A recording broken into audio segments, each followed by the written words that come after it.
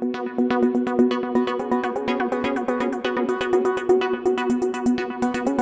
is called a max lift. I haven't done this in a long time, but I'm pushing my body to give it a little bit of hormesis, and I'll explain that in a second. Yeah!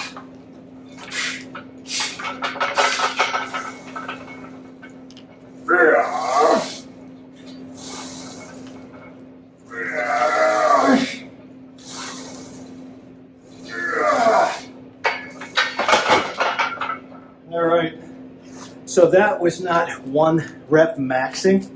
That was just a maximum attempt. So why do I suggest people do resistance exercise? We have to challenge lactic acid, muscle endurance, and muscle explosive power in order for muscle to react and grow or accommodate for the next time you do the same stressor or apply a stressor to it. The more adapted muscle or the musculoskeletal system is, the lower your blood pressure, the lower your cholesterol, and the lower your glucose levels if you're a diabetic or a pre-diabetic. And let me explain that. Western medicine doesn't really correlate muscle fitness to metabolic flexibility. It's important for your mitochondria, your ATP factor, your energy factor in each cell, to be able to vacillate between the 2 different fuel types.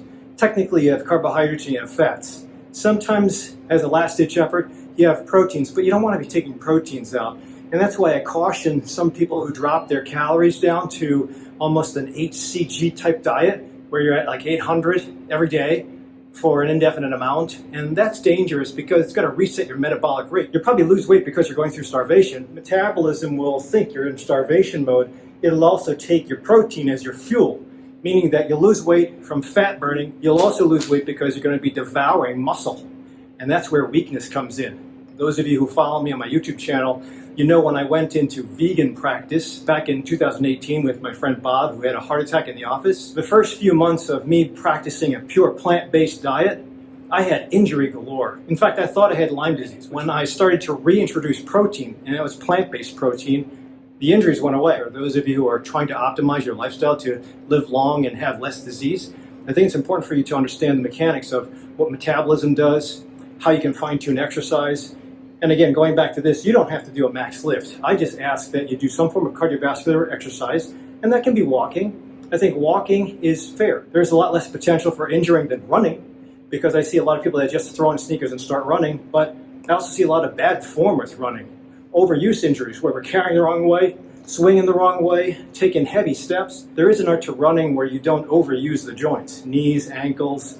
So it's important that you understand, if you don't belong to a running clinic or you haven't been to a physical therapist, take advantage. If the physical therapist can do a gait analysis, that would help you. I've seen the guys at Dick Ponds also do gait analysis. I don't know their training, but at least they're looking at your heel whip, your foot strike, your stance, and your gait, especially if you open up to speed.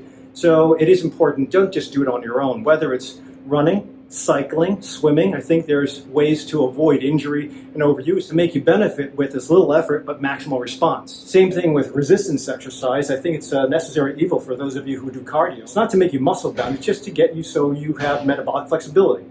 So please consider that. In addition to yoga. Yoga is important to establish balance, to link breath to movement, in addition to having a sense of calm and peace. So I've seen some yoga practitioners that kick some ass, but it's not meant for that. It's meant for well balancing, which is why I love the endorphin effect, because we do have everything. We have yoga.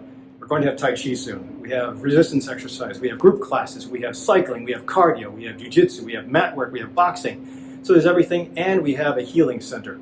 So if you do get injured, you come to us, we fix you, get you back. If you're not injured, we prepare you for avoiding injury. So it's a win-win situation. If you're going to take on the challenge of fighting disease, you have to learn to expand your toolbox and learn how the different tools work. If you're going to be able to move a mountain, you have to be able to climb the mountain first.